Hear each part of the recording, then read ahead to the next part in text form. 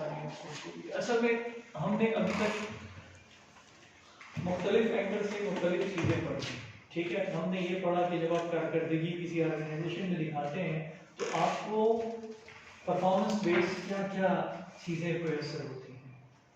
आज का जो हमारा टॉपिक है वो है रिवॉर्डिंग परफॉर्मेंस, ठीक है।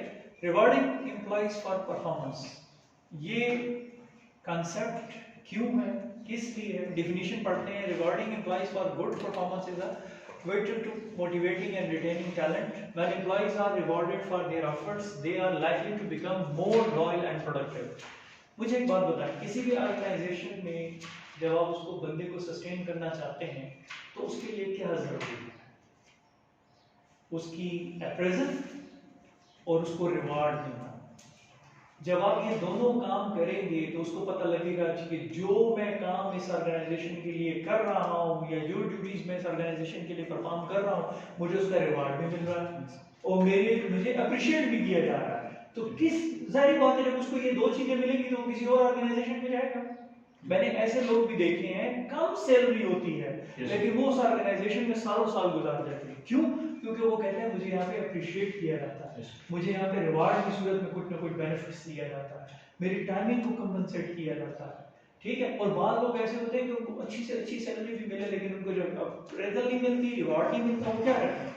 तो छोड़ के चले जाते हैं, ठीक है, दूसरी ऑर्गेनाइजेशन कुछ करते हैं। तो बेसिक थीम क्या है आपका कि आप रिटेन करते हैं टैलेंट को और मोटिवेट रखते हैं। ये कॉन्सेप्ट है आपका परफॉर्मेंस का, रिवार्डिंग का, कि परफॉर्मेंस रिवार्ड क्या चीज होती है। This can boost the overall productivity and output of the organisation. अच्छा, अल्टीमेटली नतीजा क्या होता है? जब मैं काम अच्छा कर रहा हूं, मुझे मेरी ऑर्गेनाइजेशन रिवार्ड दे रही है, तो मैं क्या करूंगा? मैं दुगनी मेहनत करूंगा, डबल मेहनत करूंगा। कि भाई आज अगर मिसाल के तौर पे इसकी मिसाल मार्केटिंग पॉइंट ऑफ व्यू से अगर मैं लूं तो ये है कि अगर एक बंदे को मैं कहता हूं कि यार तुम अगर ये 10 मिलियन का टारगेट पूरा करो वीक के अंदर, मैं तुम्हें इसके ऊपर 10% दूंगा और इसके ऊपर जितना तुम करते जाओगे 10% इंक्रीज करते जाओगे, तो क्या ख्याल है वो इस परफॉर्मेंस रिवार्ड के ऊपर क्या करेगा?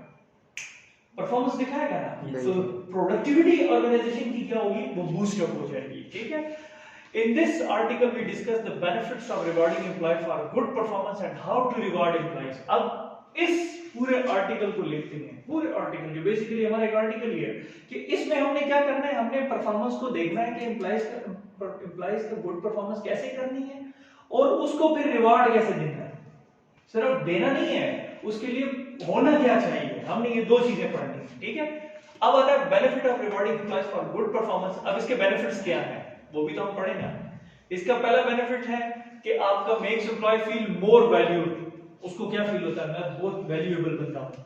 Motivate employee to work hard, मजीद सख्त काम करने के लिए मोटिवेट होता है। इंप्रूव एम्प्लॉयज प्रोडक्टिविटी, ये सारी इस डिफिनेशंस में आ चुकी है, ठीक है। Increase commitment to job responsibility, improve job satisfaction, boost loyalty to the organization, create role model for other employees, incentives collaboration and teamwork, ensure talent retentions, creates good company culture, positive impact overall business growth. ये सारी चीजें आप किस से related है? आपकी reward performance से। आप जब रिवॉर्ड देंगे तो उसका बेनिफिट आपको क्या मिलेगा? इस सूरत में आपके पास आएगा। और ये किसके लिए है? ये ऑर्गेनाइजेशंस के लिए है, एम्प्लॉयज के लिए नहीं है। ये सारे बेनिफिट्स किसके लिए हैं? ऑर्गेनाइजेशन के लिए, एम्प्लॉयज के लिए नहीं है। एम्प्लॉयज के लिए क्या है? सिर्फ एक चीज, कोई बता सकता है? रिवॉर्ड। जबरदस्त, वो रिवॉर्ड है, उसको रिवॉर्ड मिलेगा तो ऑर्गेनाइजेशन को ये बेनिफिट्स मिलेंगे। बिल्कुल क्लियर हो गया आपको? अगर वो बेनिफिट मतलब आप इतनी चीजें अगर किसी ऑर्गेनाइजेशन में चाहते हैं कि उसके एम्प्लॉयज में टीम वर्क भी हो, लॉयल्टी भी हो, लेकिन ये तो जाहिर बात है उस इंडिविजुअल बंदे के लिए डिपेंड नहीं करता, उस तमाम एम्प्लॉयज के लिए डिपेंड करता है। ये कौन करेगा? ये ऑर्गेनाइजेशंस करेगी, ठीक है। आगे चलते हैं, how to reward employees for good performance. अब रिवॉर्ड देना कैसे है एम्प्लॉयज को, ठीक है। Here are some creative ways to reward employee for good performance. अब align reward with performance. Align reward to highlight good performance and recognize top performance is a good way to show employees how their productivity help the company. For example, if the company needs to achieve certain sales target, a reward program can be established to incentive employees based on how well they meet or exceed these targets. Employees recognition programs can include, अब होता क्या है, आपने एक alignment set कर दी कि भाई मेरा रिवॉर्ड का अलाइनमेंट क्या है, होना क्या चाहिए, उसके लिए मैंने देना क्या है। उसके लिए जरूरी है कि आप कंपनी को उस मकाम पे लेके आए जहां पे आप उसके लिए प्रोडक्टिविटी के लिए एक टारगेट सेट कर सकें। और वो टारगेट क्या है? बोनसेस है, स्टॉक ऑप्शंस है। स्टॉक ऑप्शंस में आपको समझाता हूं, ये बेसिकली टिपिकली आपका फाइनेंशियल से रिलेटेड है। पता नहीं आपने पढ़ा है कि नहीं पढ़ा, फाइनेंशियल मैनेजमेंट में एक ऑप्शन होता है जिसको स्टॉक कहते हैं। स्टॉक अपने सुनो कि कंपनी के स्टॉक बिक रहे हैं, ये बिक रहे हैं। बाज़ कंपनियां ये करती हैं कि वो अपनी कंपनी के शेयर्स और स्टॉक्स, शेयर्स जो होते हैं वो बेचते हैं, ठीक है। तो उसमें वो क्या करते हैं कि मिसाल के तौर पे कहते हैं चलो मैं 10% या 10 जो स्टॉक है वो 10 जो उसमें वो है शेयर्स, और वो मैं बंदे को रिवार्ड के तौर पे देता हूँ कि भाई हम आपको बेनिफिट एक्स्ट्रा नहीं देते, कोई वो नहीं देते, आप ऐसा करें आप शेयर होल्डर होंगे, आपको 1% शेयर दे रहे हैं। तो वो थोड़ा सा फील करता है कि यार मैंने शेयर्स खरीदे हैं, स्टॉक्स में कुछ इन्वेस्टमेंट आ गई है मेरी, कुछ एक्स्ट्रा बेनिफिट्स मुझे मिल गए। कल अगर मैं कंपनी से रिटायर्ड भी होता हूँ तो कंपनी के प्रॉफिट में से कुछ शेयर मुझे मिल गया। क्लियर है आपको? ये उससे रिलेटेड दो चीजें हैं। प्रॉफिट शेयरिंग तो एक अलग चीज है, लेकिन स्टॉक ऑप्शन ये है। प्रॉफिट जब आता है कंपनी का, बास कंपनियां तो छुपाती हैं आजकल के दौर में, लेकिन अभी जो न्यू एरा है इसके अंदर आप छुपा नहीं सकते किसी भी कंपनी का प्रॉफिट। तो उसमें वो कहते हैं प्रॉफिट में शेयर भी देते हैं। रिमोट वर्क, सैलरी इंक्रीमेंट्स करते हैं, रीइंबर्समेंट ऑफ कम्युनिटी एक्सपेंसेस, जितने भी एक्सपेंसेस उसके होते हैं उसको रीइंबर्स कर दिए जाते हैं। आपने देखा होगा बहुत सारे ऐसे एक्सपेंस होते हैं जिसपे कहते हैं यार इसका ये एक्सपेंस क्लियर कर दो यार, इसको ये हमारी तरफ से हो गया, ये अलाउड नहीं है, लेकिन चूंकि इसने मेहनत की है, स्ट्रगल की है। जैसे लेट्स सपोज एक बंदा कहता है मैं यार टूर पे गया था सर, मैंने वहां ये सारे काम किए, इस दौरान ये मेरे एक्सपेंसेस हुए हैं, वहां पे मैंने 2 रातें स्टे की हैं, जबकि स्टे का कोई एक्सपेंस नहीं होता। कंपनी कहती चलो इसने इतनी मेहनत की है, एक्स्ट्रा 2 दिन रहा है, तो चलो इसके लिए ये 2 दिन के एक्सपेंसेस वेव ऑफ कर दो। ये उसकी बात कर रहा है। One way to track employees and team performance is by leverage digital HR tool to analyse performance data. अब आजकल आपको पता है कंप्यूटराइज सिस्टम है, तो डिजिटल टूल यूज करें कंपनी एम्प्लॉयमेंट्स के। अब ये ऑप्शन दे रहा है, आपको बता रहा है कि रिवार्ड देना कैसे और उसके लिए सेटिंग कैसे करनी है। मैंने आपको पहले बताया सिर्फ रिवार्ड देना नहीं है, हम उसकी सेटिंग भी पढ़ रहे हैं कि करना कैसे है। तो डिजिटल टूल यूज करें। These tool provide employees and manager with access to dashboard with real time performance matrix which can empower both to have fruitful discussions on performance. अब होता क्या है, आजकल के दौर में सेल्स आप जब करते हैं किसी भी मार्केट के अंदर, किसी भी चीजों के अंदर, तो सेल्स के दौरान क्या होता है, आपने कोई एक सेल की है तो वो आपके डैशबोर्ड पे साथ साथ ऑर्डर रिप्लेस हो रहा होता है, सॉफ्टवेयर है ना, और ऑन द स्पॉट आपका डायरेक्टर देख सकता है कि इस वक्त इस बंदे की सेल का ग्राफ जाके कर रहा है। तो ये डिजिटल टूल्स हैं, ये होंगे तो आपको अलाइनमेंट करने में आसानी होगी। क्लियर है इस चीज पे? ठीक है। दूसरी बात, बिसाइड फाइनेंशियल, अब दूसरा है प्रोवाइड यूनिक रिवॉर्ड्स। अब कुछ यूनिक रिवॉर्ड देने हैं। अब यूनिक रिवॉर्ड कौन कौन से होते हैं? बिसाइड फाइनेंशियल इंसेंटिव, एक तो फाइनेंशियल इंसेंटिव है जो अभी हमने लास्ट टाइम पढ़ी, ये फाइनेंशियल इंसेंटिव है, बोनस दे देना, स्टॉक में दे देना, ये बेसिकली आपके फाइनेंशियल से टॉपिक रखते हैं। अब कुछ रिवॉर्ड अनफाइनेंशियल भी होते हैं, बगैर फाइनेंशियल पोजीशन के अलावा आप देते हैं, वो कौन से होते हैं? ये आपके यूनिक रिवॉर्ड, इसको हम कंसीडर कर सकते हैं। Based on the company culture, unique reward can be combination of the following. अब इसकी कुछ कॉम्बिनेशन मैंने उठाई है मुख्तलिफ जगहों से, वो मैं आपको बताता हूं। ऑर्गेनाइज अ वार्म वेलकम, आपने देखा होगा, मैंने एक दोस्त था मेरा, वो EFU में था, तो एक दिन ऐसे ही मुझे कहता है चल आज मैं तुझे लेके जाता हूँ। मैंने कहा किस लिए?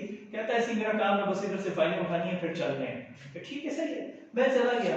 अब मैं उसके साथ ऑफिस में बैठा हूँ, काम वो फाइलें वाइलें कर रहे थे, क्योंकि उसने फिर मैंने निकलना था, हैदराबाद आना था। देखा तो इतने में एक बंदा अंदर आया, देखा तो सारे उठ के उसके लिए क्लैपिंग कर रहे हैं। मैंने कहा पता नहीं इसको क्या हो गया है।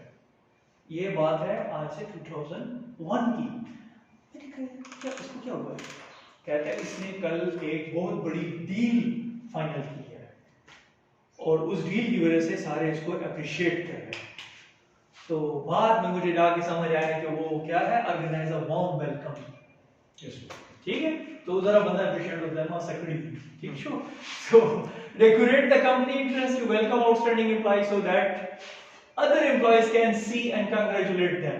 अब होता है ना, बाजू का कंपनी में सुबह सुबह आते हैं, नोटिस बोर्ड पे लिखा होता है अचीवर, इस तरह के कंपनीज होती हैं, हमारे यहाँ नहीं होती लेकिन होती हैं, ठीक है। So don't worry, even Pakistan में इस्लामाबाद और लाहौर में ये कल्चर है, कराची में कल्चर है, पेशावर में अभी तक शुरू नहीं हुआ, अल्लाह करे शुरू हो जाए, ठीक है। Can see and congratulate them, for example you can place a bulletin board with a brief description of their accomplishment and for all post.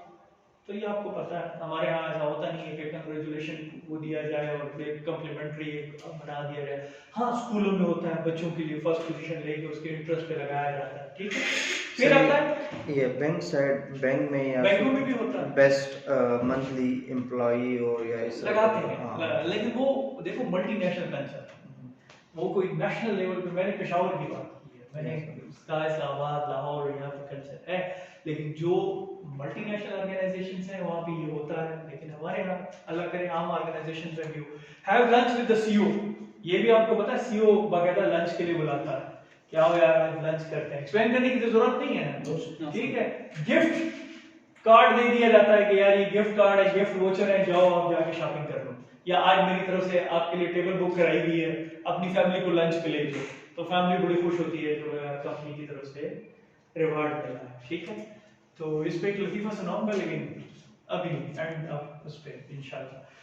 Give unplanned time of, बाज़ औक़ात ऐसा होता है कि कंपनी बुलाती है, ईमेल कर देती है कि यार आज आपको हाफ टाइम मिल रहा है, जाए एंजॉय करें, आपने बहुत अच्छा काम किया। ऐसा होता नहीं, ठीक है। लेकिन ये मैं एक जनरल बात कर रहा हूँ, ठीक है। लेकिन ये रिवॉर्ड परफॉर्मेंस इंसान को अच्छा लगता है।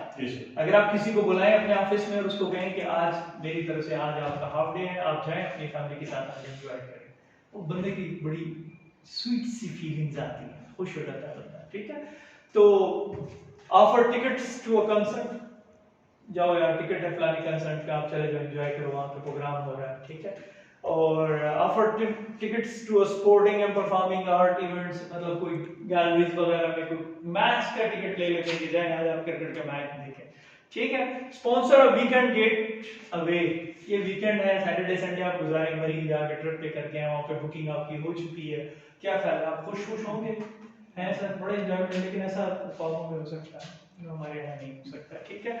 और offer gift voucher for grocery, ये ऑलरेडी एक्सप्लेन है, एक ही चीज है सर, उधर वो आपको गिफ्ट कार्ड दे रहा है डिनर के लिए, यहाँ ग्रोसरी के लिए दे रहे हैं, जाए शॉपिंग करके आ जाए कपड़ों की उसकी, ठीक है। सर ये एक्सेल कंपनीज उम्रा वगैरह के पैकेजेस देती हैं, ये भी रिवॉर्ड है। बास कंपनी साल में एक दफा एक बंदे को हज पे भेजती है, ड्रॉ होती है, निकलती है, परफॉर्मेंस बेस के अलावा ड्रॉ पे निकलती है, ठीक है। ये फाइनेंशियल में आती है कि नहीं सर? ये देखिए, अब ये तो ऐसा है, मैं तो इसको नॉन फाइनेंशियल करूंगा, फाइनेंशियल इसको कंसीडर नहीं करता। आप किसी को ऐसा कहेंगे फाइनेंशियल है कि नॉन फाइनेंशियल, मेरे ख्याल से नॉन फाइनेंशियल है। तीसरा आपका जो है दूसरा प्रोवाइड यूनिक रिवार्ड हो गया। आगे चलते हैं, recognise major and minor achievements. ये क्या होता है? इसमें आप कहते हैं although celebrating major accomplishment is imperative, recognize all the minor milestones that lead to that major accomplishment can motivate employees to stay focused until they reach their ultimate goal। अब इसमें जरूरी नहीं है कि आप किसी बड़ी अचीवमेंट का इंतजार करें। एक बंदे ने आज ये काम किया कि उसने एक परफॉर्मेंस काम किया, हमारे यहाँ ये डायरेक्टर में अल्हम्दुलिल्लाह हमारे कुछ डायरेक्टर हैं, वो छोटी सी छोटी परफॉर्मेंस पे भी अप्रिशिएट करते हैं। यही वजह है कि आज इतने अरसे से मैं टिका हूँ। आप कोई काम करके आते हैं कि सर वो अचीवमेंट कर ली मैंने, ये टैक्स का ये काम कर लिया, ये अचीवमेंट कर लिया, तो अप्रिशिएट, जबरदस्त, एक्सीलेंट, मेरी तरफ से आज आप चाय पिए, आप मेरी तरफ से ये करें, या आप मेरी तरफ से आपका लंच है। तो ये चीज जो है ना, छोटी चीजों पे भी आप खुश हो जाते हैं, अप्रिशिएट हो जाते हैं, ठीक है। तो सेलिब्रेट वर्क एनिवर्सरी, आपको give a gift to employees to celebrate their work anniversary every year as a reward for their loyalty. Anniversary आ गई है भाई, आपकी सालगिरह आ गई है, जैसे अल-फलाह वाले जो है विशेस कार्ड भेज देते हैं, गिफ्ट भेज देना, कोई बुकेट आप किसी को फूल दे देते हैं या केक भिजवा दें, वो खुश हो जाता है बंदा, ठीक है। सेलिब्रेट प्रमोशंस, किसी की प्रमोशन हुई है, उसको नेक्स्ट लेवल पे गया है, उसको सेलिब्रेट करना कि भाई केक मंगा लिया, भैया आप चले आज मेरे ऑफिस में केक आ गया, भैया आप सब आ जाएं, ये प्रमोट हुआ है, मैंने इसको चले केक काटे अपनी खुशी से। तो क्या ख्याल है वो एम्प्लॉय क्या होगा, वो आपको लॉयल होगा, खुश होगा, ठीक है। फिर रिवॉर्ड टीम वर्क, फिर rewarding team work can motivate employees to strengthen collaboration with which can amplify productivity and boost innovations in the workplace as। अब वो देखें, एक मिसाल है सिंगल बंदे की, लेकिन यहाँ आप टीम की बात कर रहे हैं, वही 4-5 बंदे जो मिल के काम कर रहे हैं उनके लिए कोई लंच ऑर्गेनाइज करना, टीम को बुला के अप्रिशिएट करना। तो इंडिविजुअल हो या टीम वर्क हो, दोनों के लिए जरूरी है कि आपका ये होना बहुत जरूरी है। एक्सक्यूज मी,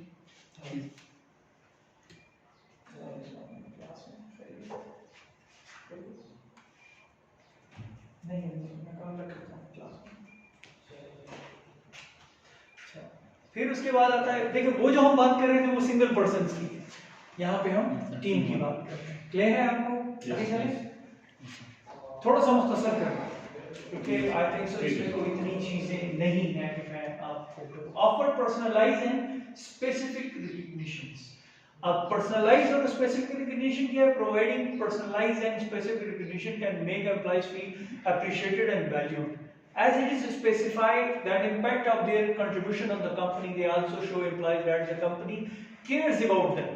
अब अगर आप किसी को स्पेसिफाई कर दें, किसी एक बंदे को, क्या ख्याल है आप में से 7-8 बंदे हैं, अब अगर लेट्स सपोज मैं किसी एक बंदे की तारीफ करता हूँ कि यार ये बंदा बहुत अच्छा है, क्या ख्याल है? स्पेसिफाई हो गया, वो बूस्टअप होगा, वो और मेहनत करेगा। ये अप्रिसिएशन का एक तरीका है। आपने अगर ये नहीं किया तो क्या होगा?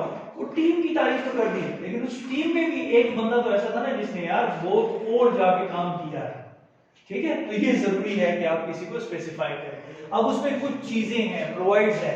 अब रिकॉग्नाइज पर्सनल रिकॉग्निशन के लिए भी तरीकेकार है। Provide a personal recognition note from the CEO, उसको एक कांग्रेचुलेशन का एक लेटर पर्सनली उसके नाम पे आ जाए, ठीक है। या पब्लिसाइज अचीवमेंट, उसकी पब्लिश कर दिया जाए, अचीवमेंट पब्लिश कर दिया जाए। एनुअल जो न्यूज़पेपर होता है या आपका न्यूज़पेपर बनता है या आपका कोई रिपोर्ट बनती है, उसके अंदर उसका नाम आ जाए, ठीक है, कि यार इसने आउटस्टैंडिंग किया। या सोशल मीडिया पे उसका, आजकल तो फेसबुक पे पेजेस हैं, उस पेजेस उसकी तस्वीर लगा के रिकॉग्निशन कर दिया जाए, ठीक है। Employee of the day, employee of the day उसको बना दिया जाए कि आज के एम्प्लॉय ऑफ द डे जो है वो ये है, ठीक। Conduct an interview, interview employee feature to video company internal communication platform। उसको कहे कि आओ यार तुम्हारा इंटरव्यू है, उसको बुला के कहा ऐसा आप हैं, आपसे हम मिलना चाहते थे, आपने बहुत अच्छा काम किया, क्या हाल है। वो इंटरव्यू देके निकलेगा तो उसका मोटिवेशनल डिग्री कितने डिग्री पे होगी? 180 डिग्री हाई होगी, ठीक है। अच्छा, प्रेजेंस सर्टिफिकेट ऑफ अचीवमेंट, उसको एक सर्टिफिकेट दे दिया है, जो अक्सर स्कूलों में ऐसा होता है, ऑफिस में भी ऐसा होता है। ऑफर अपग्रेडेड ऑफिस इक्विपमेंट्स, बाद बात उसकी ऑफिस इक्विपमेंट्स थोड़ी सी चेंज कर दी जाती है, उसकी चेयर चेंज कर दी जाती है, उसकी टेबल चेंज कर दी जाती है, वो खुश हो जाता है, उसका सेटअप चेंज कर दिया जाता है, सिस्टम चेंज कर दिया जाता है, ठीक है। Award them of personalised t-shirts and mug, अक्सर वो आपने देखा होगा मग जरूर दिए जाते हैं, उसके ऊपर लिखा जाता है अचीवमेंट्स और उसके, ठीक है। फिर आता है arrange for a family visit, ये वही चीज है लेकिन वो चूंकि एक इंडिविजुअल टीम वर्क के लिए था, और ये आप किसके लिए है? ये आप स्पेसिफिक किसी एक बंदे को बुलाते। अब यहाँ पे दो चीजें हैं, एक वो जो सीईओ लेवल पे है, एक ये जो मैनेजर लेवल पे है। बाज़ वक़्त आप सीईओ लेवल पे उसकी हाई परफॉर्मेंस पे अचीवमेंट करते हैं, बाज़ वक़्त आप टीम लीडर की हैसियत से बात करते हैं। टीम लीडर में आपका काम कंपनी से रिलेटेड नहीं होता, आपका अपना पर्सनल होता है। मिसाल के तौर पे आपके अंडर 5 बंदे काम कर रहे हैं, एक पेशावर जोन में काम कर रहे हैं, आपकी जो अचीवमेंट है वो इंचार्ज से आपने ले लिया, आपको ऊपर से कोई अवार्ड नहीं दिया गया, लेकिन आप क्या करते हैं, एक बंदा आपकी टीम में बहुत मेहनत कर रहा है, आप उसके लिए एक गिफ्ट खरीद लेते हैं, उसके लिए एक सूट खरीद लेते हैं, मिठाई का डब्बा साथ खरीद लेते हैं, और उसके घर जाकर उसको कहते हैं यार ये मैं तुम्हारे लिए लाया, बहुत अच्छा काम किया, ये मेरी तरफ से तुम्हारे लिए। क्या है वो, क्या मोटिवेट होगा, खुश हो जाएगा। आप उसको कहेंगे यार मेरी तरफ से तुम छुट्टी करो, तुम्हारा काम मैं संभाल लूंगा, क्या हाल है, वो खुश होगा। तो ये वो इंडिविजुअल बेसिस पे पर्सनलाइज किस्म की वो है, पहले पर्सनलाइज नहीं, वो जनरलाइज है। मतलब पूरे ऑफिसर्स के सामने कर रहे हैं और ये आप पर्सनल कैपेसिटी में आप उसको फेवर दे रहे हैं। ठीक है, आगे चलते हैं। 6 नंबर पे आता है invest in professional and personal development. ठीक है, अब ये employees invest in their future. देखें, हर एम्प्लॉय को अपने फ्यूचर की बड़ी सब टेंशन होती है। ऐसा कोई एम्प्लॉय नहीं है जिसको फ्यूचर की टेंशन ना हो। आप सब किसी को है कि नहीं? सबको फिक्र है मेरा फ्यूचर कैसे होगा, मैं आगे कैसे बढ़ूंगा। वो इस चीज को कम करना किसका काम है? ऑर्गेनाइजेशन का काम है। वो highly skill employee can bring in more value, उसको वैल्यू देगा स्किल वैल्यू को। तो क्या होगा? Here are some way to invest in the professional and personal development of employees. अब आपने क्या करना है? अब उसके लिए क्या जरूरी है? ये स्पॉन्सर एजुकेशनल प्रोग्राम। एक बंदा है बहुत अच्छा कंप्यूटर प्रोग्रामिंग जानता है, लेकिन वो पुराने वीबी पे काम कर रहा है। आप उसको कहते हैं यार इसको डेस्कटॉप एप्लीकेशन से मैं जो वेब बेस्ड एप्लीकेशन पे ले जाऊं। वो बंदे को बुलाते हैं, वो कहता है सर मैं गरीब बंदा हूं, मैं ये कोर्सेज नहीं कर सकता। आप उसको कहते हैं कंपनी स्पॉन्सर करेगी, आप दाखिला लें, कंपनी आपको स्पॉन्सर कर रही है, आप काम करें। क्या ख्याल है? वो खुश होगा, वो काम करेगा। ये इन्वेस्टमेंट किसके लिए? कंपनी के लिए। तो यहाँ पे एजुकेशनल प्रोग्राम स्पॉन्सर करना, हाईली लेवल पे कोर्सेज कराना। आपने देखा होगा अक्सर कंपनीज कहते हैं आप ये जाके मोटिवेशनल कोर्स करके आओ, ये कोर्स करके आओ, फिर कहते हैं आप बाकियों को बताओ। ठीक है, फिर आता है स्पॉन्सर और सेमिनार। सेमिनार के लिए भिजवा देते हैं कि लाहौर में सेमिनार हो रहा है, कराची में सेमिनार हो रहा है, जाओ आप वहां जाके सेमिनार अटेंड करके आओ। फिर आता है pay for a master class. Clear है? इसमें कोई समझाने वाली तो जरूरत नहीं है। Offer an opportunity to attend conference एक चीज है। असाइन अ फेवरेट प्रोजेक्ट, उसका जो फेवरेट प्रोजेक्ट है उसको कहना कि यार चलो ये तुम करो। Arrange for a mentoring sessions, उसके लिए एक सेशन ऑर्गेनाइज करना कि यार आपको एक फेवरेट सेशन हमने ऑर्गेनाइज कर दिया है। ठीक है, स्पॉन्सर अ हॉबी क्लास। भाई वो कहता है कि उसकी कोई हॉबी है पोएट्री या उसकी, जाओ भाई आप उसके लिए चले जाएं। ठीक है, प्रोवाइड अ लाइब्रेरी और बुक क्लब मेंबरशिप्स। मेंबरशिप में यहाँ तो नहीं, बाहर मुल्क में पेमेंट्स होती है, तो उसके लिए तो वो एक पूरा क्लब बनाते हैं। हमारे यहाँ तो ऐसा क्लब सिस्टम है नहीं, वो बाकायदा एक रीडिंग बुक्स और क्लब्स होते हैं, तो ये उस सेंस में उठाया गया है। ठीक है, 7 नंबर पे है donate to a charity or cause. अब ये क्या चीज है? Donating to a charity or cause for the employees choice is an excellent way to give back to society and have them contribute to something more meaningful. This can help both the company and the employees create an impact outside the organization. Other way to support an important cause include volunteering or delivering meals. अब होता क्या है, बाज़ organisation कहती है, किसी बंदे को बुलाती है और उसको कहती है कि भाई आपके इलाके में अगर कोई गरीब बंदे हैं तो हमें बताएं, हम उनकी मदद करना चाहते हैं। इससे क्या होता है, वो एम्प्लॉय को थोड़ा फील होता है कि यार ये मेरा रिगार्ड करता है। वो एम्प्लॉय भी फिर उन बंदों को चुन के उनकी मदद करवाता है जिनके, अब ये एक वॉलंटियरली बेसिस पे होता है। आप किसी एम्प्लॉयज को बुलाते हैं कि आज हम ये अच्छा काज करने जा रहे हैं, आप हमारे साथ शामिल होंगे? वो कहता है बिल्कुल मैं शामिल होऊंगा, बिल्कुल। हम एक फ्री ब्लड डोनेशन वो ऑर्गेनाइज करते हैं। इस तरह की जो चीजें होती हैं वो आपकी, ये भी मोटिवेशनल एक काज बनती है। ठीक है, क्रिएट फन सरप्राइजेस, ये बहुत जरूरी है, हमारे यहाँ नहीं होता। वो अभी पिछले दिनों में मैं देख रहा था टीवी पे, उन्होंने ये जो क्या है पंजाब में बाकायदा तौर पे जो ये ट्रैफिक पुलिस वाले हैं उनके लिए एक फन फेयर का ऑर्गेनाइज किया होता उनकी फैमिलीज के लिए। वो खुश थे कि हमारी फैमिलीज को भी इन्होंने फन फेयर के लिए बुलाया, उसके लिए उन्होंने प्रोग्राम करके थे, बहुत खुश थे। तो सेम चीज यही है कि ये फन सरप्राइजेस होने चाहिए। इसमें क्या होता है, send a care package, surprise होता है, एम्प्लॉय को एक पैकेज मिल जाता है, वो हैरत खुशी से सरप्राइज हो जाता है। गिफ्ट ट्रस्ट का बास्केट मिलती है, गिव देम ऑर्नामेंट प्लांट, ये है प्लांट हमें कोई सही चीजें भिजवाएं। ठीक है, सही है। गिफ्ट मेमोरेबल, ये आप ऐसा समझ लें कि पाकिस्तान में ये चीजें नहीं है, सिंपल सी। ठीक है, ऑर्डर डिनर फॉर रेस्टोरेंट, घर दरवाजा खोला, डिनर आया, साथ एक लेटर आया कि यार ये हमारी तरफ से, कंपनी की तरफ से आज का डिनर आपका फैमिली के साथ एंजॉय करें, घर पे रिसीव हुआ। तो ये बेसिकली वो फन सरप्राइजेस हैं।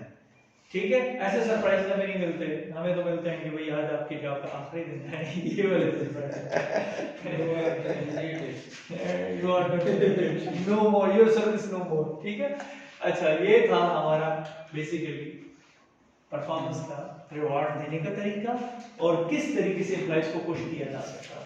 तो एक पूरा क्वेश्चन और उसका आंसर था। ठीक है। Yes. अभी बात करते हैं हम आगे पे फॉर परफॉर्मेंस। अब पे फॉर परफॉर्मेंस क्या चीज है, ये भी एक नया मेथड है, एक नई चीज है, ठीक है।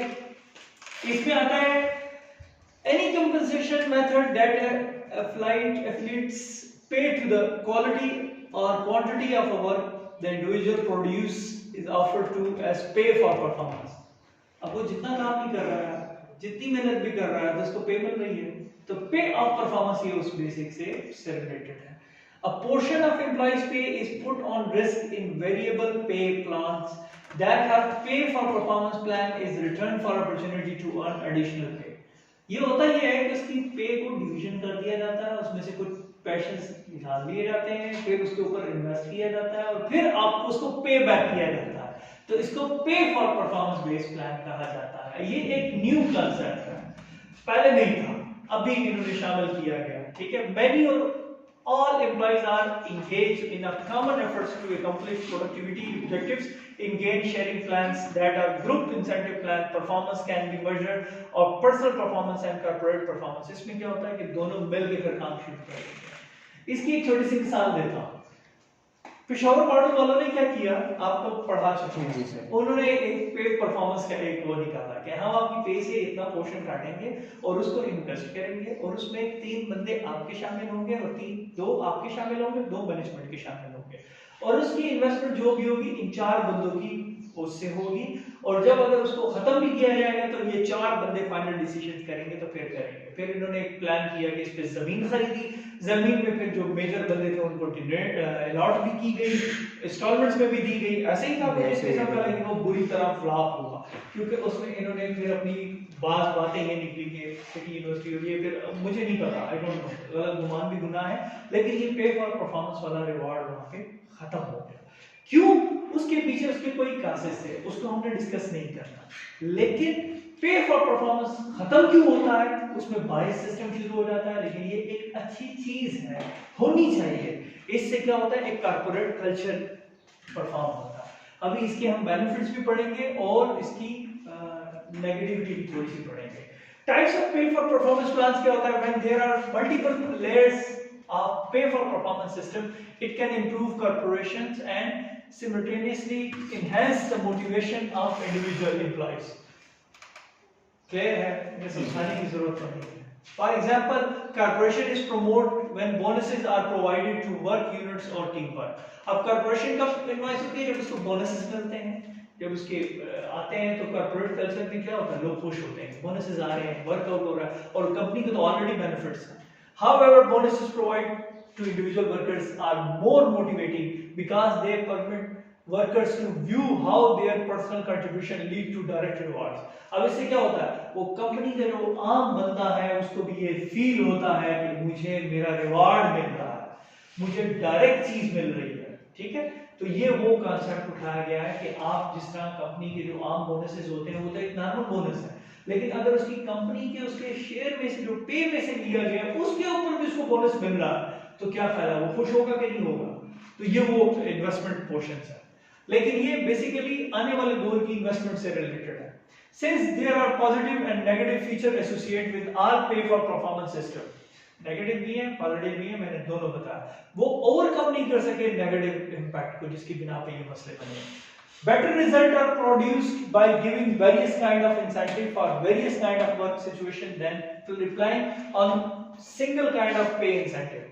The benefit of each incentive plan can be realized by the organization by minimizing its negative side effects।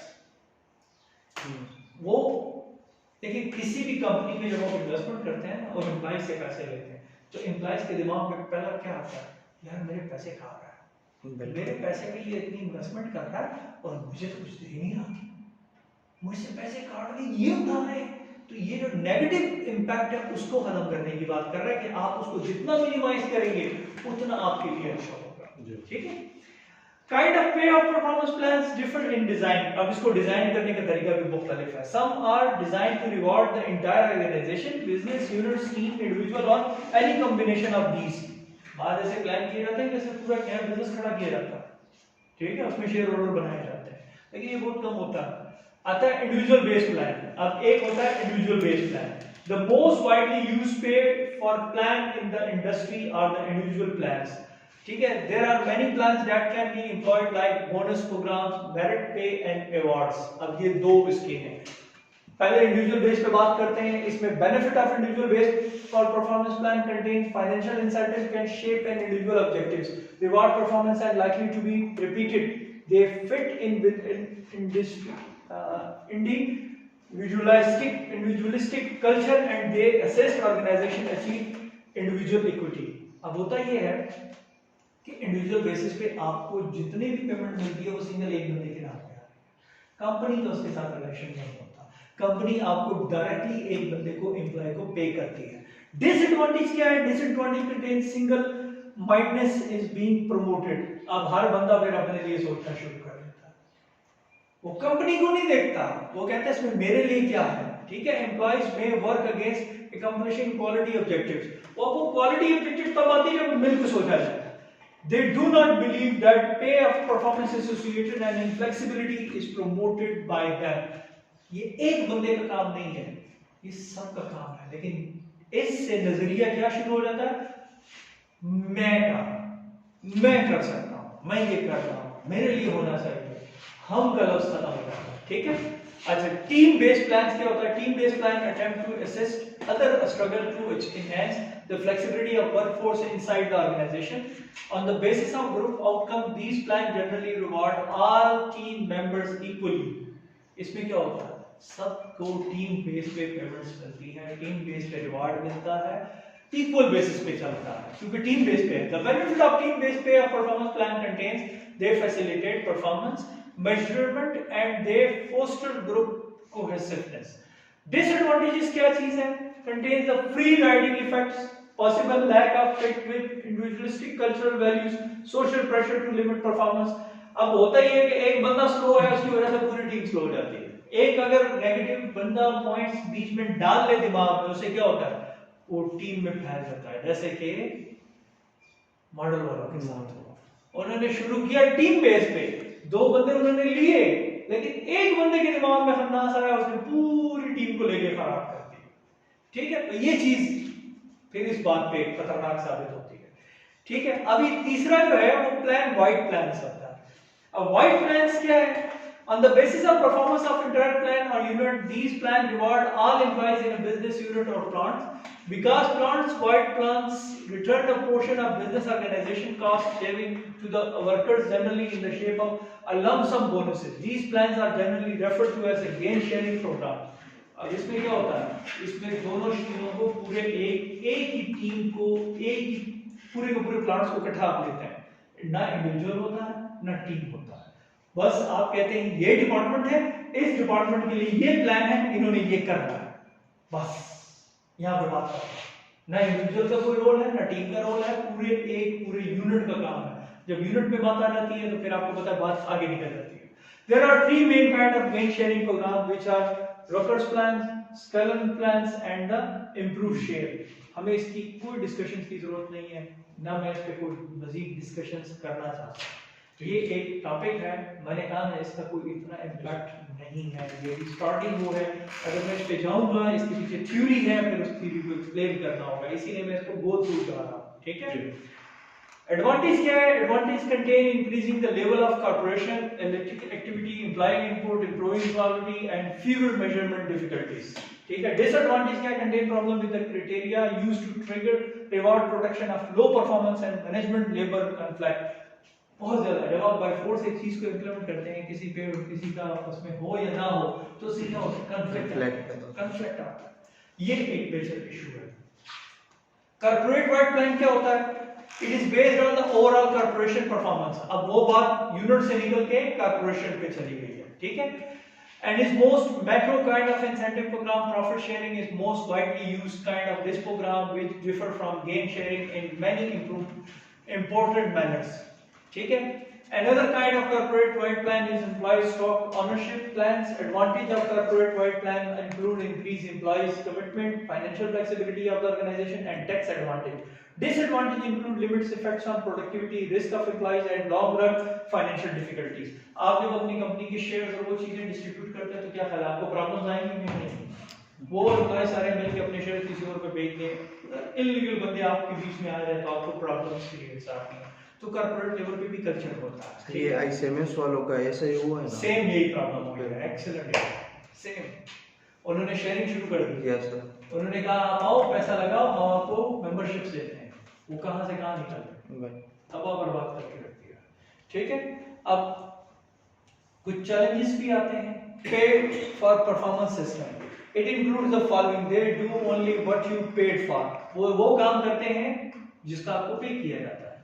The more worker tend to concentrate and those indicators and neglect their significant job component, the closer pay is tied to particular performance indicators. दूसरा है negative impact on the spirit of corporations, lack of control, ये इसकी basically challenges हैं जो इसकी problems आती हैं। difficulty in measuring performance, आप जब इस तरह करेंगे तो सबको पैसों की फिक्र होगी, परफॉर्मेंस की फिक्र किसी को भी नहीं होगी।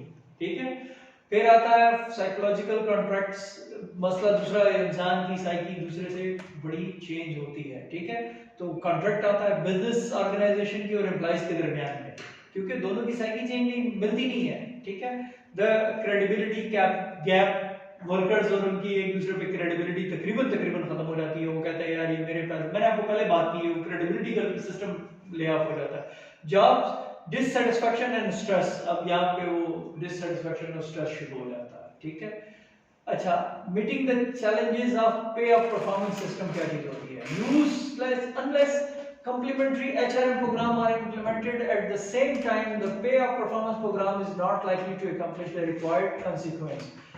Linked pay and performance appreciate, there are few situations in which manager can justify paying employees according to pre-developed measurement or formula.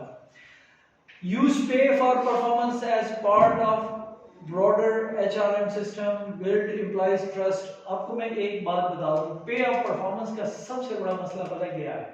इसकी इम्प्लीमेंटेशन है।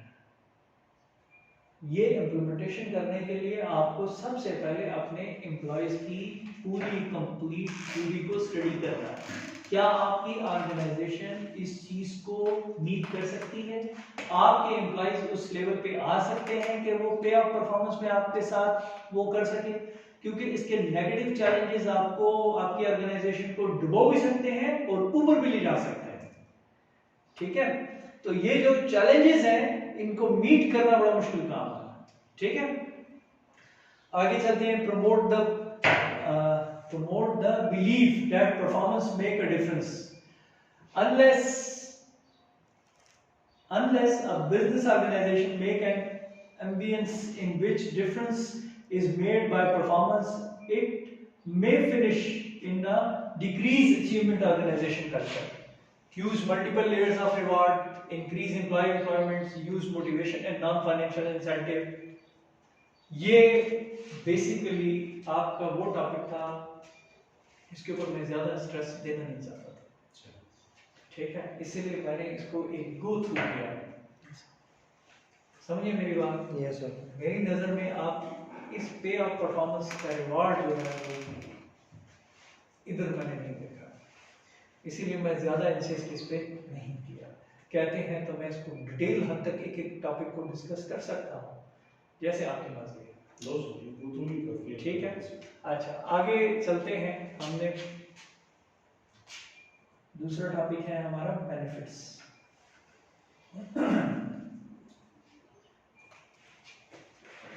लेकिन अगर किसी को जाने का मसला हो तो मेरे पहले बताइएगा, रमजान है, मैं डिस्टर्ब नहीं करना चाहता। ठीक है, लेकिन हार्डली इसकी जो है ना सर, इसकी है 12 स्लाइड्स, ये लास्ट टॉपिक है, फिर इंशाल्लाह अगले उसमें हम आखिरी टॉपिक करेंगे, फिर आपका पेपर है। ठीक है, बेनिफिट्स क्या होता है? बेनिफिट्स अभी तक तो हमने अप्रेजल पढ़ा, किसी के दिमाग में बेनिफिट्स से क्या क्वेश्चन आता है? थोड़ा मैं भी बोल के थक गया है। हाँ, क्या आता है बेनिफिट्स से? सर जो अप्रेजल है और जो जितने कंपेंसेशन है सब चीज़ के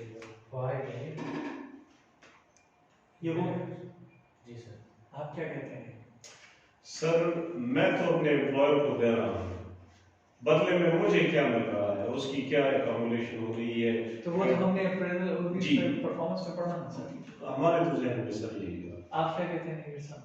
सर बेनिफिट्स मेरे ध्यान में ये आ रहा है कि जो at the end of the day जो ओवरऑल गोल है वो अचीव हुआ कि नहीं हुआ बेनिफिट्स के हिसाब से।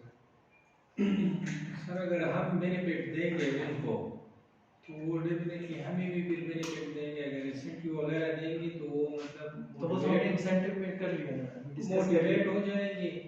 परफॉर्मेंस उनको में भी- हमने सारा पढ़ लिया, फिर बेनिफिट्स की क्या जरूरत है, इस अलग से टॉपिक की क्या जरूरत है? सर जो कंपनी में अगर इसी तरह होगा तो डेफिनेटली उसको बेनिफिट होगा। सर मेरे लिहाज से तो अचीवमेंट्स में एक ही लफ्ज़ में कहूँगा। सर रिलैक्स होने से। रिलैक्स होंगे। देखिए मैं आपको बड़ी सिंपल सी बात कर रहा हूँ, इससे पहले हमने जितनी बातें भी की ना वो सारी की सारी आपकी परफॉर्मेंस बेस्ड थी। आप काम करेंगे तो आपको मिलेगा पे ऑफ, जितना भी हमने डिस्कस किया ये आपकी परफॉर्मेंस से रिलेटेड नहीं है, ये कंपनी ने आपको वो बेनिफिट देने हैं, ये उनसे रिलेटेड है। ठीक है, अभी हम उस पर बात करेंगे जो कंपनी ने हमें देना है, वर्कर्स को देना है। इससे पहले तो वो तो परफॉर्मेंस बेस पे है, वो तो भाई आपकी परफॉर्मेंस करेंगे, काम करेंगे, आपको बेनिफिट्स मिलेंगे। ये वो बेनिफिट्स नहीं है, ये अब कौन से बेनिफिट्स हैं? Employee benefits are indirect form of compensation that organization provide to their workers through program, policies or services. Typical example includes health insurance, paid time off and life insurance. ये तो company को देना है भाई, इससे तो कोई वो नहीं है, ये वो बेनिफिट्स की हम बात कर रहे हैं। ठीक मतलब है, ये हर किसी को दे। ये हर किसी का राइट है, ये उसका लीगल राइट है उसको देना। ठीक है, which benefits an organization offer will vary according to its business situation and location. Some employees benefits are country specific. For instance, health insurance is a key component of employees benefit packages in the US, France, and many employees get restaurant voucher for every work day. ये मैं आपको सिर्फ दो countries की मिसाल दे रहा हूँ, US और फ्रांस की। हमारे यहाँ भी आपको पता है वर्कर वेलफेयर बोर्ड जो है, जो सोशल सिक्योरिटी है, उसका काम है कि जितने भी एम्प्लॉइज हैं उनकी इंश्योरेंस होनी चाहिए। हेल्थ इंश्योरेंस भी कराओगे आप उसकी, और उसकी लाइफ इंश्योरेंस भी करवाओगे, ये मस्ट है। वहाँ तो फिर वर्ल्ड रेस्टोरेंट वोचर भी देते हैं। Depending on the country and region certain benefits are mandated by law, अभी मैंने आपको बताया। ठीक है, those that employees are legally required to provide are called statutory or legally required benefits. The one that each employer chooses to supply are referred to as discretionary benefits. अब देखें, ये depend करता है कंट्री पे, regions पे कि वो क्या दे रहा है क्या नहीं दे रहा। पेशावर में बहुत सारी ऑर्गेनाइजेशन है वो तो कोई देती नहीं है, ना हेल्थ इंश्योरेंस ना वो देती है, लेकिन बाज अगर लीगली ये राइट है, अगर वो नहीं करेंगे तो कंपनी को बंद कर दिया जाएगा। ठीक है, अब एम्प्लॉइज बेनिफिट एडमिनिस्ट्रेशन क्या चीज होती है, ये एक अलग कंसेप्ट है, बहुत जरूरी है, इसको जरूर गौर से सुनिएगा। Employee benefit administration means determining and managing of benefits offered to the employees at a company. Benefit administration system generally determines which benefits employees qualify for, including health, dental, disability, retirement accounts and vacations, and paid off time, sick leave and parental leaves. The benefit administration process is typically the responsibility of an organization human resource department. ये पूरा एक department होता है जिसका काम यही है, इसको एडमिनिस्ट्रेशन करना। ये वो एडमिनिस्ट्रेशन करता है, इसका काम सिर्फ और सिर्फ क्या चेक करना, हेल्थ इंश्योरेंस चेक करना, इसके सिक लीव, ये सारी चीजें, और ये किसके अंडर काम करता है, एचआर। मतलब एचआर की जो डिपार्टमेंट है उसके अंदर ये एक की डिपार्टमेंट है जिसका काम है एम्प्लॉय बेनिफिट एडमिनिस्ट्रेशन को चेक करना, उसको कंट्रोल करना। ठीक है, यस सर। फिर आता है this process typically consist of the following steps. अब इसके कुछ स्टेप्स है। Evaluating the value of current benefits program, पहला स्टेप्स क्या है उसका, कि वो इवैल्यूएट करता है कि उसके जो करंट बेनिफिट्स प्रोग्राम है कि वो ठीक है कि नहीं है। Communicating with benefits suppliers, selecting competitive benefits, educating employees on what benefits are offered, helping employees enroll in benefit programs and reviewing and getting both employees and benefit information. Benefit administration is usually one of the essential function of an HR department, of a benefit administration within a HR department. देखिए मैंने आपको पहले बताया ये उसके department का एक हिस्सा है। ये ना सिर्फ एम्प्लॉइज को मोटिवेट करता है, उनको समझाता है, उनकी तरबियत करता है, बल्कि उस ऑर्गेनाइजेशन में रहते हुए उन सिस्टम को भी सेट करता है कि यार ये सिस्टम करना कैसे है, उसको ठीक कैसे करना है। अगर वो देखता है कि जो आपकी जो सिस्टम है वो उसके मुताबिक नहीं है तो फिर उसको क्या करता है, चेंज करता है। ये काम किसका है, एडमिनिस्ट्रेशन का। किस वाले का, बेनिफिट्स वाला। Effective benefit administration can serve as a competitive advantage for company organization in attracting, hiring and retaining top talent as well as cutting operational cost. अब देखिए ये सिर्फ ये नहीं है कि आपका सिर्फ इसका काम चीज को इम्प्लीमेंट करवाना, ये बाकायदा तौर पे उसकी इवेल्युएशन भी करता है। ये जितनी ऑर्गेनाइजेशन हायर करती है देखती है कि जिस बंदे को ला रहे हैं उसका पहले का क्या पोजीशन है, अगर नहीं है तो उसको कहते हैं यार इधर इस कंपनी में आपको ये बेनिफिट्स दिए जाते हैं। ठीक है, तो इसको एक्सप्लेन करने की जरूरत है। अब मैं आपको इसकी छोटी सी एक मिसाल देता हूँ। ये मैंने एक जगह मुझे बहुत अच्छा लगा, मैं जब पढ़ रहा था, स्टडी कर रहा था, तो मुझे ये चीज़ बड़ी अच्छी लगी, तो मैंने इसको कॉपी करके मैंने आपसे डिस्कस करूंगा। एम्प्लॉय बेनिफिट में एक लीगली रिक्वायर्ड बेनिफिट आता है और एक डिस्क्रिशनरी बेनिफिट्स आता है। लीगली रिक्वायर्ड बेनिफिट्स में आता है benefit mandated by law in a specific jurisdiction. आप इसको याद रखेंगे, आपको बेनिफिट्स का पूरा टॉपिक समझ आ रहा है। ठीक है, ये लॉ के जरिए बेनिफिट होता है। ये क्या करती है, ये benefit not mandated by law that company used to attract and retain talent. ये टैलेंट और उसको रिटेन करने के लिए रखती है, इसको इसमें लॉ की जरूरत नहीं होती, इसमें कोई कानूनी वो नहीं है। आप मिसाल के तौर पे चले जाए नॉर्थ वेस्ट में, उसमें आप किसी को भी देख लें उसका इलाज फ्री है। अब उसको तो लीगली ये बात नहीं की गई, उसने लोगों को रिटेन करने के लिए दिया हुआ कि यार यहाँ पे तुम इलाज कराओ, किसी भी स्पेशलिस्ट का करोगे फ्री होगा, तो खुश होता है कि मैं दूसरे हॉस्पिटल में जाऊंगा और मुझे पैसे देने पड़ेंगे, यहाँ मेरा फ्री है। तो उधर कानून नहीं है लेकिन उन्होंने इम्प्लीमेंट किया हुआ है। अब इसमें एग्जांपल क्या है, worker compensation insurance, unemployment insurance, FMLA production. ये अनएम्प्लॉयमेंट प्रोडक्शन बेसिकली कंपनी का होती है। ये बाज ममालिक में ये इम्प्लीमेंट हुआ था कि जो अनएम्प्लॉयमेंट के तहत होते हैं वो अपना नाम रजिस्टर कर देते हैं, उसको फिर एम्प्लॉयमेंट की लिस्ट में वो डाल देते हैं। जब कोई जॉब निकलती है उनको कॉल भी की जाती है और जब तक नहीं होती उसको वजीफा भी दिया जाता है। ठीक है, ये अनएम्प्लॉयमेंट लिस्ट में डाला जाता है। ये कंपनी ये बार मुल्क में ऐसा होता है, पैसे देते हैं बाकायदा तौर पे। अगर आप अनएम्प्लॉयज हैं तो वो कहते हैं नहीं, इनकी जरूरियात का जिम्मा किसका है, कंट्री का है। वो कंट्री जो ये जरूरियात पूरी करेगा ये उसका काम है। सर आजकल तो हमारे मोहल्ले में भी मतलब वो तो मुझे नहीं पता, लेकिन नहीं इतना सर, मुझे वो पता है कि जो ग्रेजुएट फ्रेश ग्रेजुएट हो रहे हैं उनके लिए वो उनको एम्प्लॉइज को दे रहे हैं कि वो इंटर्नशिप प्रोग्राम वगैरह करें। ये कहना चाह रहे हैं आप? नहीं सर, वजीफा मुकर्रर किया है सर। अच्छा, ये मेरे इल्म में नहीं है।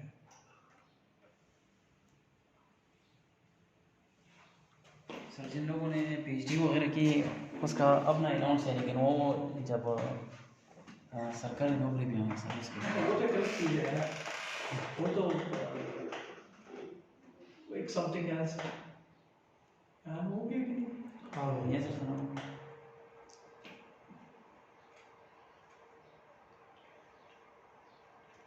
पूरे हफ्ते में सबसे ज्यादा आज बोला रमजान में सर।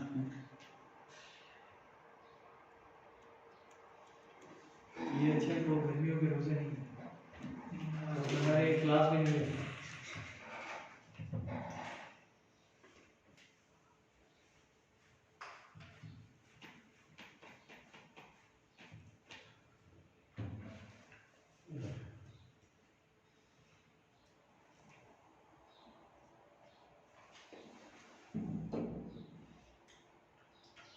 अच्छा, अब इसमें आता है आपका flexible working arrangement, mental health benefits और tuition assistance.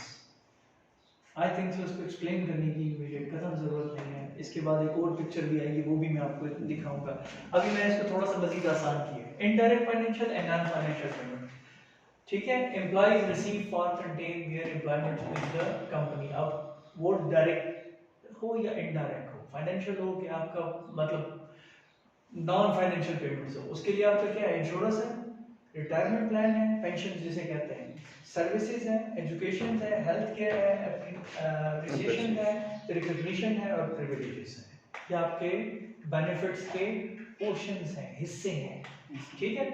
Major categories of employee benefits में क्या होता है? Traditionally employees benefits includes medical insurance, ये बहुत जरूरी है, life insurance, retirement plan and disability insurance. These were usually mandated.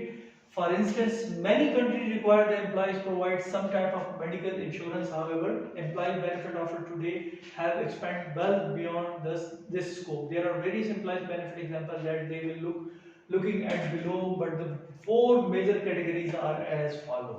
ये 4 major categories हैं employee benefit की, जो किसी भी जगह आपको जरूरी है। अगर आपको कल क्वेश्चन आता है ना कि major categories of employees benefit के लिए तो ये वो 4 बेनिफिट्स हैं जिसको आपने एक्सप्लेन करना होगा, ठीक है। जिसमें आता है इंश्योरेंस है, this category includes all type of health insurance, ठीक है। इसमें मेडिकल आता है, डेंटल विजन आता है, विजन आंखों का जो होता है, ठीक है, etcetera. Life insurance and disability insurance, health insurance options help meet employees and their families ongoing needs, while life and disability insurance policy provide funds for occasional and permanent unforeseen circumstances. Clear है मेरा ख्याल से? जितना भी explain तो आप हर कुछ जानते हैं, इसमें मजीद एक्सप्लेन करने की जरूरत नहीं है। रिटायरमेंट प्लान, ये दूसरा सबसे इम्पोर्टेंट चीज है।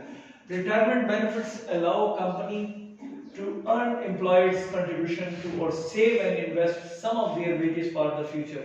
ये तो आपको पता है कि किसी भी कंपनी में आप चले जाएं, सरकारी जगह पे भी आपकी पेंशन के मद में थोड़ा सा अमाउंट कटता है कि नहीं कटता?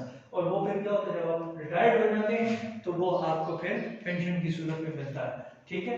ये उसको रिटायरमेंट प्लान का नाम दिया। Additional compensation, the opportunity to earn money beyond an employee's regular salary can be made available through commissions, bonuses and performance reward.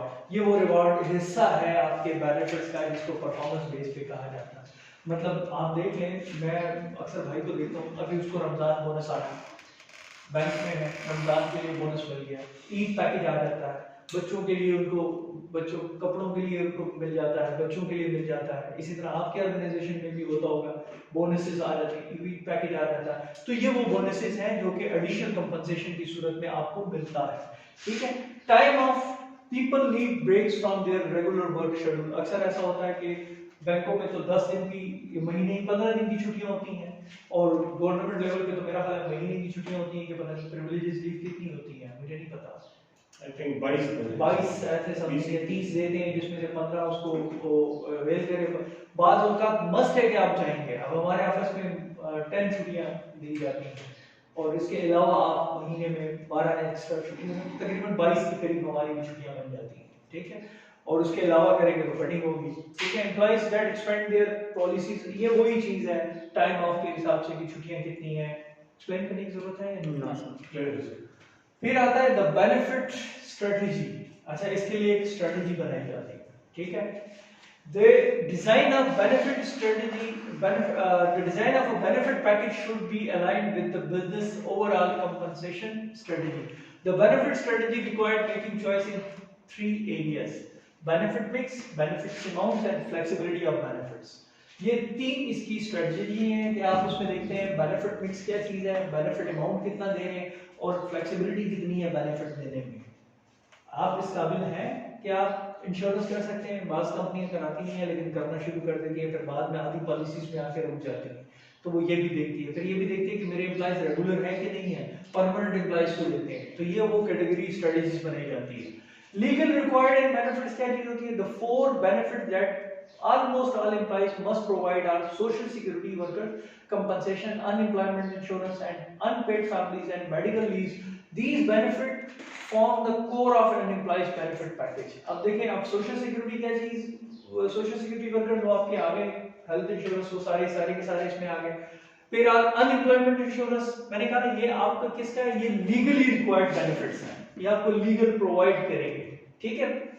ये कोर एम्प्लॉइज बेनिफिट्स पैकेज है जिसमें आपका ये शामिल है, इंश्योरेंस शामिल है, अनपेड फैमिलीज और मेडिकल लीव, ये चारों शामिल है। ये 4 चीजें आपकी लीगली रिक्वायर्ड बेनिफिट्स हैं, आपके लीगली ये चीजें आपको देनी है।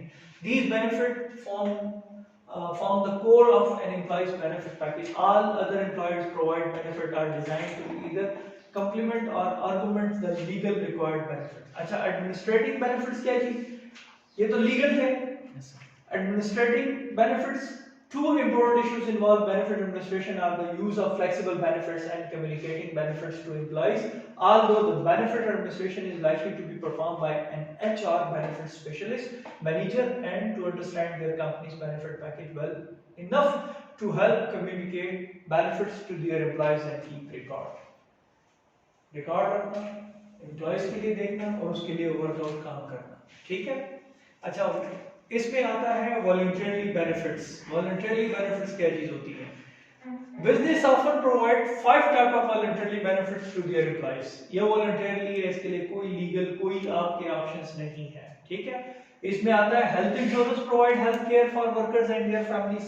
ये भी कोई जरूरी नहीं है, वॉलंटरीली भी बास कंपनीज देती हैं. मिसाल के तौर पे बहुत सारी कंपनीज आप क्या करती हैं कि ईएफयू और इनके साथ एसोसिएट कर लेती हैं. अभी तो खैर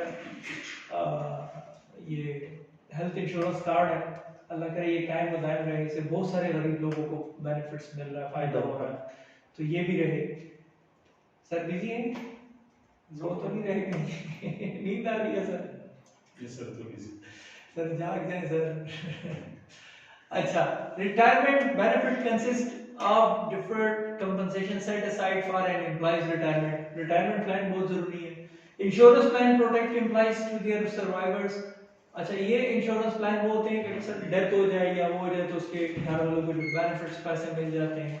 पेड टाइम ऑफ, देखिए चीज वही है जो मैंने पहले एक्सप्लेन की. Yes sir. ये वही 4 टाइप्स हैं, लेकिन अब बस आप वॉलंटरी बेस पे क्या लें या लीगल बेस पे क्या लें, देनी आपने है. Yes, sir. ठीक है, सही है. इसमें फिर 5 ही एक है, employee service consist of a cluster of tax free. बाद में टैक्स फ्री भी कर देते हैं. टैक्स फ्री भी मिसाल के तौर पे स्वात और इस एरिया में अगर कोई काम करता है या बैंक में भी जॉब करता है ना, तो उधर कोई जाने के लिए तैयार होता नहीं है, तो उसको कहते हैं आपकी सैलरी से टैक्स नहीं काटा जाएगा, आप उधर जाकर पढ़ा रहे हैं. हार्ड एरिया अलाउंस दिया जाता है, हार्डशिप अलाउंस नहीं, हार्ड एरिया अलाउंस अक्सर आपकी सरकारी जगह पे तो बहुत ज्यादा दिया जाता है, तो ये भी उस बेनिफिट्स में आता है. ठीक है? अच्छा, टाइप ऑफ एम्प्लॉय बेनिफिट्स, मैंने आपको कहा ना एक और चीज मुझे बड़ी पसंद आई, वो ये थी. बेनिफिट्स एट वर्क क्या चीज है? Working hour and time of, skill development, food and beverage, gifts and activities. जबरदस्त यार. माशाल्लाह. अच्छा, इधर से नजर आया तो मैं इधर से देख रहा हूं, मुझे नजर नहीं आ रहा. मैं क्यों इससे नजर आ रहा? शाबाश. नीचे से नजर आ रहा है.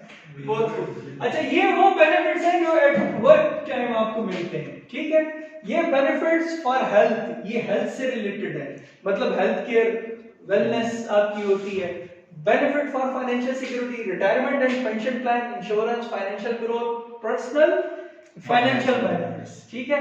और फिर आपका lifestyle benefit, mobility and office setup, work life balance, दोनों बराबर.